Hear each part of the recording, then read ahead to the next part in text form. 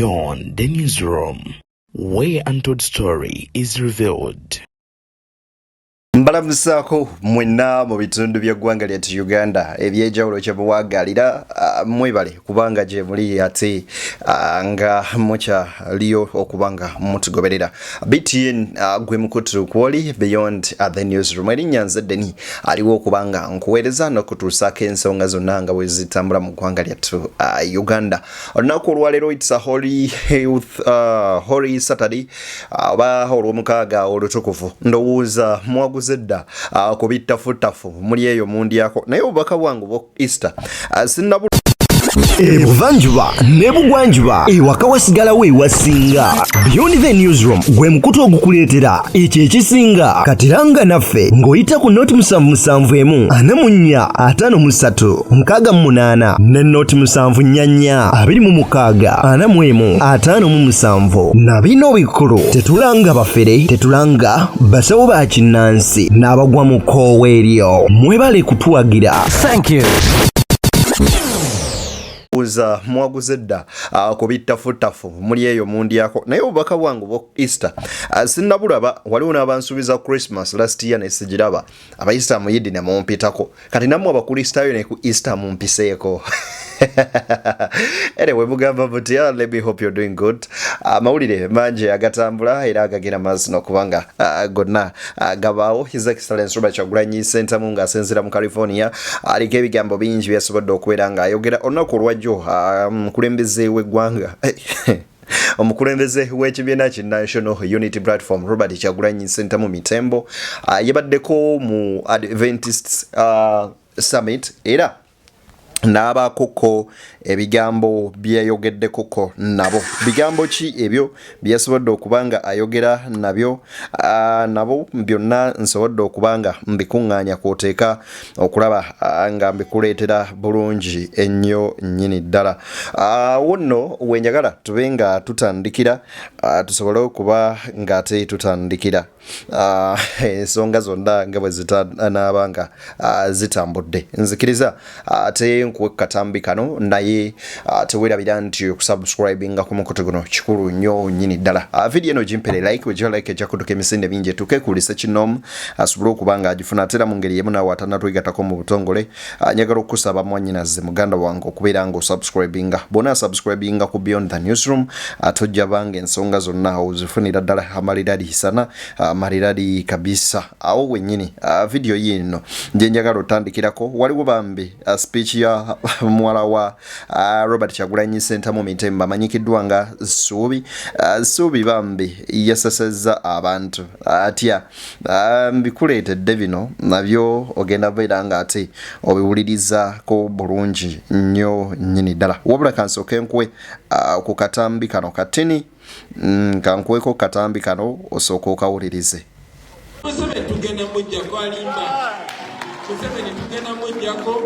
N'oyo mutabani we omutamiivu agenda kusasulira buli kikolobero kyakoze eggwanga lyaffe. Tebabalimbalimba tebabamalamu amaanyi. Museveni si kyali waffe ate tetuli bakyaliibe ate tugenda mujjako kubanga ye solution yokka eyina okuddawo okutaasa ensi yaffe. Mwebale nnyo okumpuliriza Ssaabasajja Kabaka wangale His Excellence Robert Kyagulanyi Ssentamu Mitembo bwe yabadde eyo yategeezezza nti Dictator Museveni agenda kumujjako kwoteeka mutabani we amanyikiddwa nga Muhoozi kati bano ababadde bakola allegations nga bagamba nti Bobi Wine ali mu nteeseganya n'abasajja okubanga afuna soft landing. Ndowooza ekyokuddamu ekituufu asobodde okubanga akibawa era temukyayinawo kyemwebuuza yadde ekimu oba yadde akamu n'akeddagala. Bangi babuuza bigambo ki Suubi byeyayogedde naye ngenda kubanga ate byonna mbibatuusaako. Wano wenjagala tutandikire ate ku bigambo bya mwana muwala Suubi Namagembe. Omwana ono mwamwagala nnyo naddala mu campaign kati wuuno wuliriza.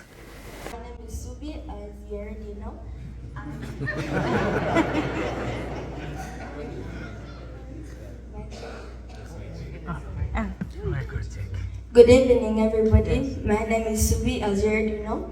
and I have come to say a few words. First of all, I wanted to say I'm happy to represent my siblings who aren't available to come here. And I wanted to say thank you for joining us to pray today on Good Friday, and thank you for supporting my father through his struggles.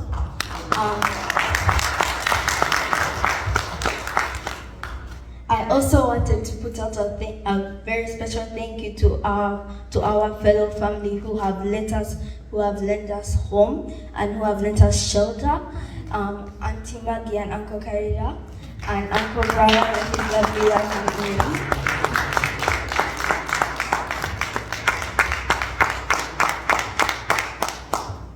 They have all cared for us and given us all their love, and I appreciate that a lot. And they've given us shelter, food, and have provided us with any need we need.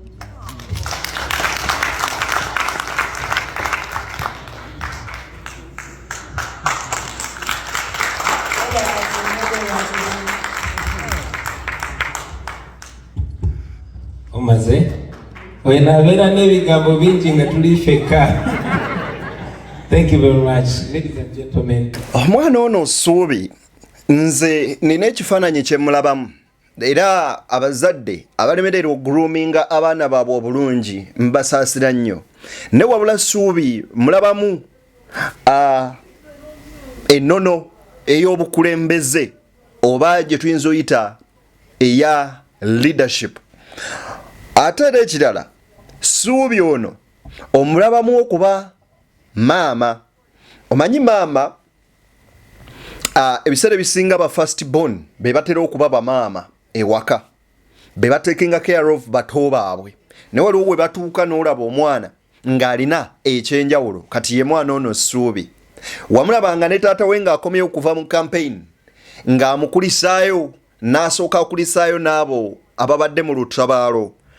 Era n'eŋŋombo ya Pero Padeno mpyewa Suubi yagikwata bulungi. Anyway, yeebazizza abonna ababasenza mu ggwanga lya America ne bababeerera taata ne maama we bataali bo ne babaawo. Abaana bangi banditandikidde kubanga boogera ku bazadde baabwe, naye wabula yatuutta akadde akaba nga yeebaza abo abakoze ebyannaggwano. Let's dive into His Excellency Robert Kyagulanyi Ssentamuzi speech mu bujjuvu bwayo, ate weerabireko ku butya nga bweri. Wuliriza.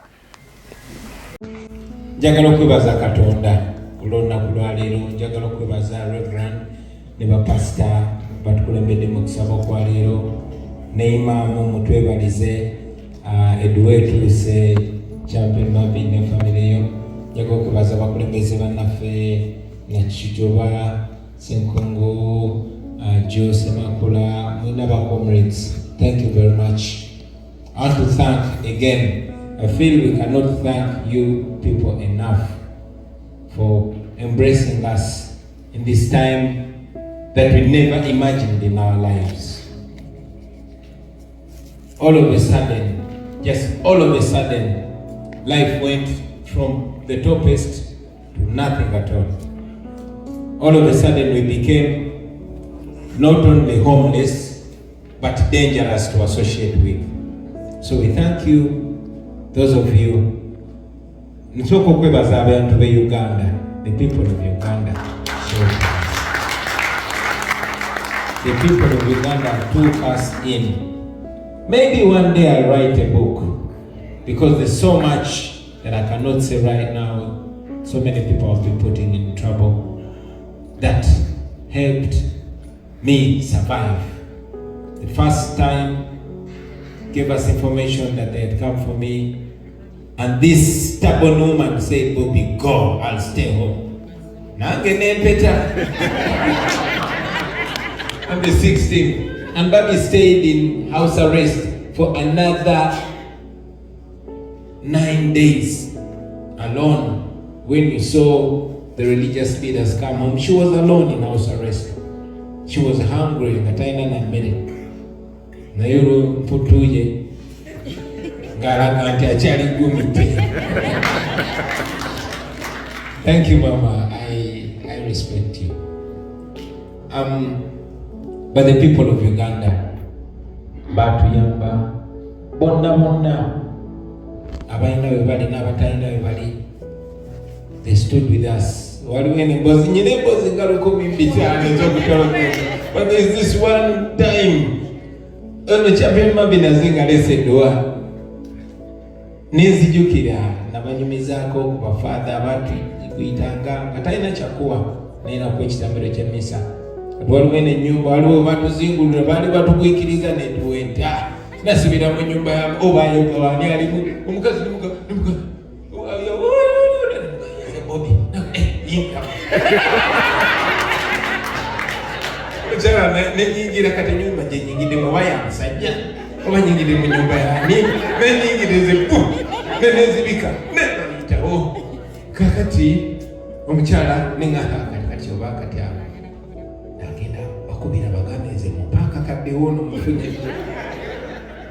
bandi awo omukazi azze era mama mza nga bawulira abantu baleka basira bandi awo omukazi atuuse n'omusajja mukulukulu neŋamba ndeetedde ebbaawo enfudde omusajja genda kubuuza ayigidde otya munyuma nanga Bobi tote ze munange oleddedde ono seeka akuweddwa seeka neŋamba wanika emikono okweddwa seeka nasomereddwa nasoma oluwalabu nekyakola buli omukyali nyonyo nabanange munange zekebadde nsobola okukola neneyongerayo, but prayers work. Prayers work regardless of religion. So kyakitibwa nnyo nti wannange kyetusoose okurisiivinga ano kubadde kutusabira, era bwe natuuka twasooka Washington kyamukisa mulungi twatuuka mu mwezi omutukuvu era baganda baffe abasiraamu twasaba nabo twasala nabo Idi era netugabana ekijjulo kya Idi ew'omu ku mikwano gyaffe, then ne wano tusoose kusinkana mu kusaba. This is not a mistake.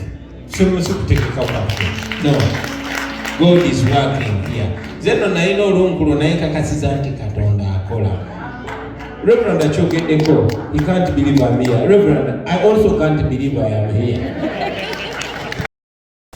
Robert Kyagulanyi Ssentamu Mitembo, His Excellency Robert Kyagulanyi, Bobi Wine, atandika okunyumya emboozi n'ebyo byayiseemu mu lugendo watuukidde wano. Bikwase ennaku bikaabya amaziga. Ne mu byonna anyumidde agambye nti bwe bamala okumuwa information nti bamwetaaga either mulamu oba mufu, Bobi yamugamba ekigambo kimu kyokka, yitamu ogende nze nja kusigalawo. Era Bobi n'agenda, Bobi yasigala bw'atyo. Bobi n'aleka mukyala we emabega. Omukazi omuvumu omugumu wano kaba kaseera akali wakati w'obulamu n'okufa. Omukyala n'ayimirirawo n'agamba ku lwa bba wange nja kubeerawo. N'abeera humiliated, n'abeera tortured, byonna n'abiyitamu. Ne bwe bamulumba yamugamba nti Bobi we muba gwe mwagala oba munzita sigenda bagamba wa waali. Era naawe Bobi gy'oli tovaayo kubanga bano mbu balumbye nze, tovaayo. Ekyamazima omukyala bw'atyo ku mulembe guno tasangika. Era ddala Bobi oli maama. You deserve to be Mama Uganda. Kuba abakazi batini ku ssaawa eno abasobola okukola ekyo Barbara Itungo Kyagulanyi kye yakola. Batini nnyo era oba obabalira ku ngalo. Naye bambi yeya goma.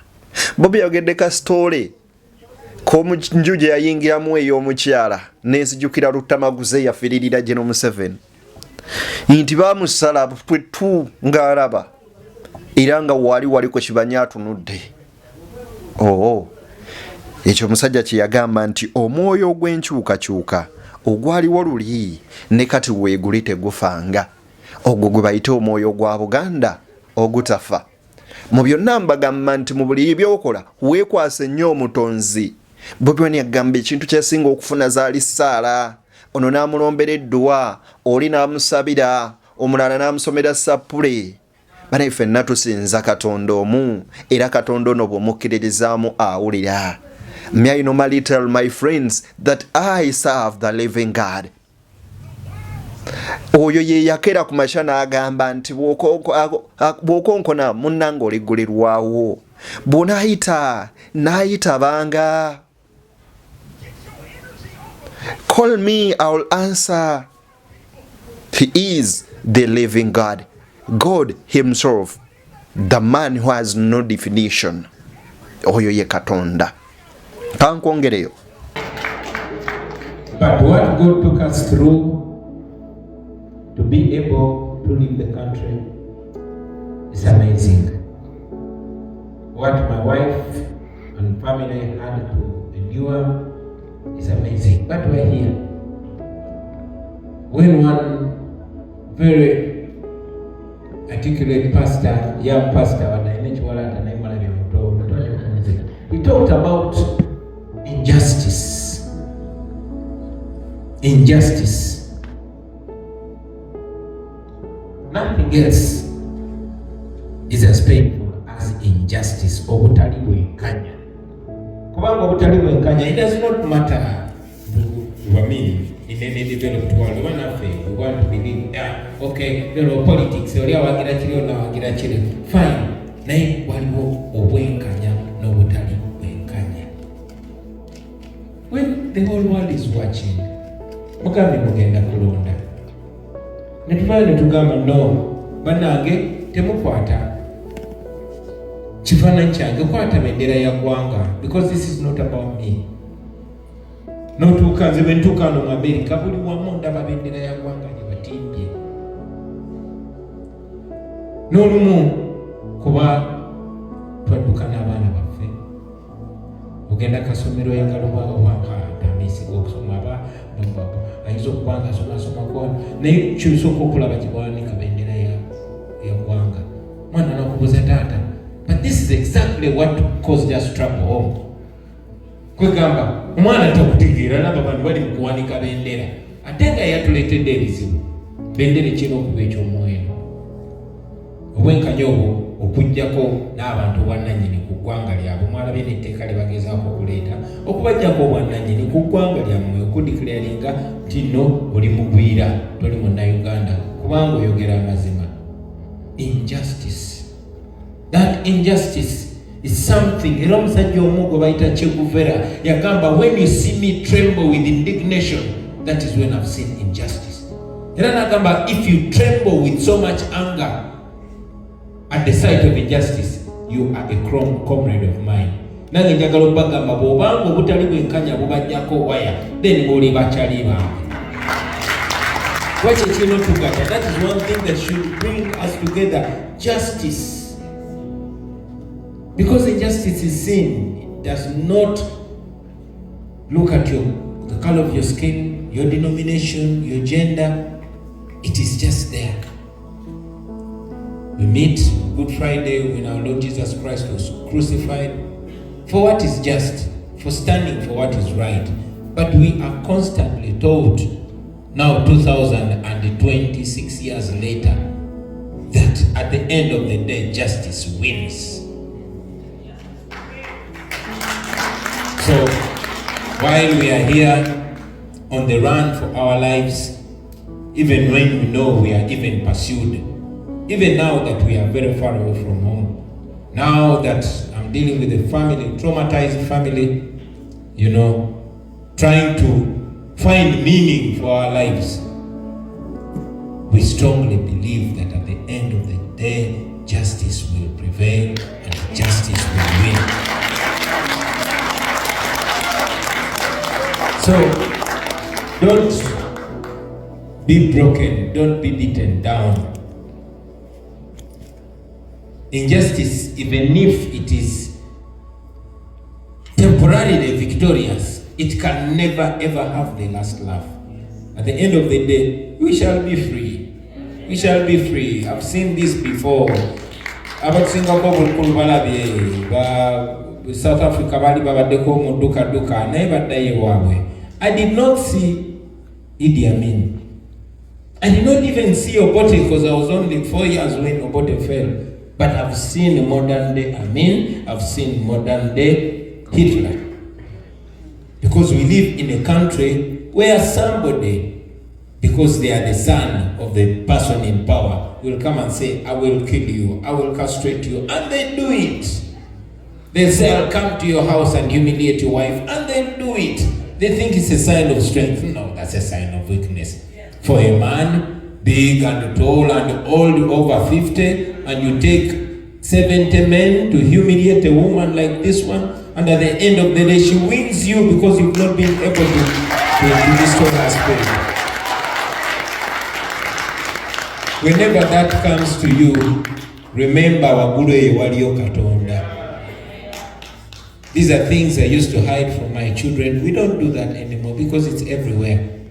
At least now we know that when our children see us in jail, they know we've not stolen anything. When they see us on the run, they know it's for the right cause.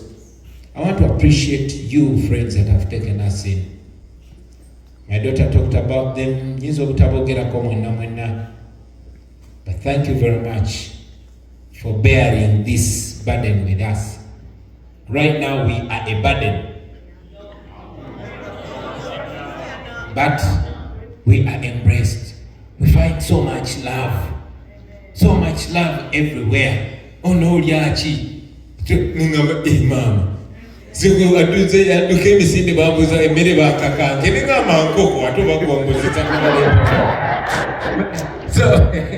thank you, friends. Thank you. Right now, many of you are playing the role of counselors. You're counseling us. But most importantly, while you see us here, so many thousands, hundreds of thousands, millions of people are struggling back home. We are going to go back home and we're going to become our country. One day, all this is going to be history. One day we shall tell our children stories of how we ran away from our home, but we went back and rescued our home. One day we shall be victorious. I know that, I'm sure. Thank you very much to my family. Thank you very much for being strong. Thank you for also keeping me strong. You know, this so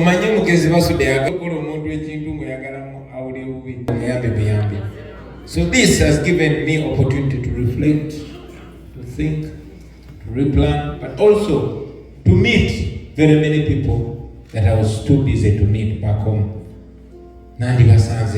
Finally, to you friends, many of you, especially the leaders,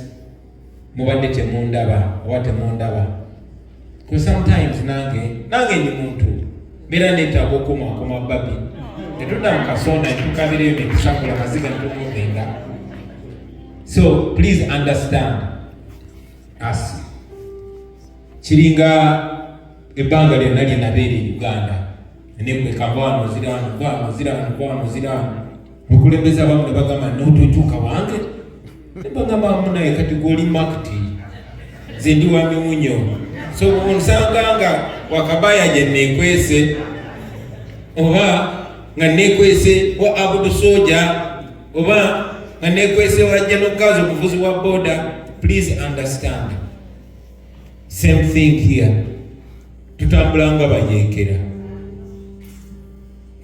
bayekera kuba tumanyi nti neno je tuli musajjira bajja tulondola naye tuli gumite. So with those few words, I want to appreciate you, friends.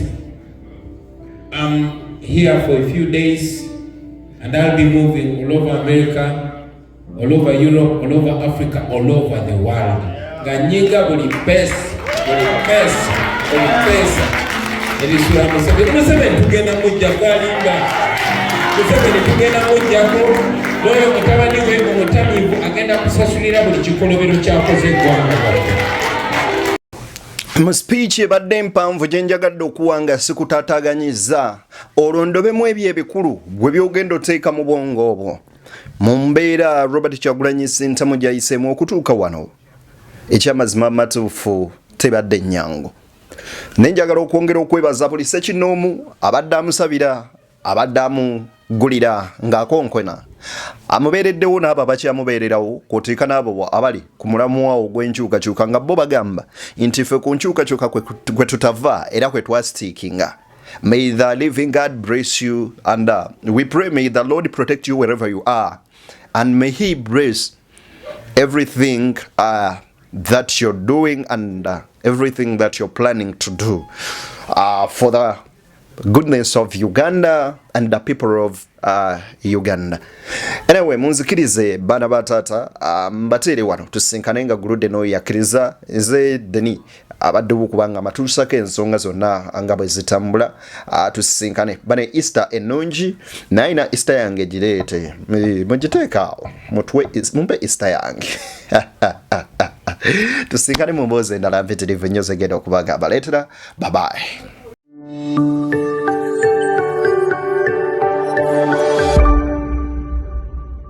Beyond the newsroom, where untold story is revealed.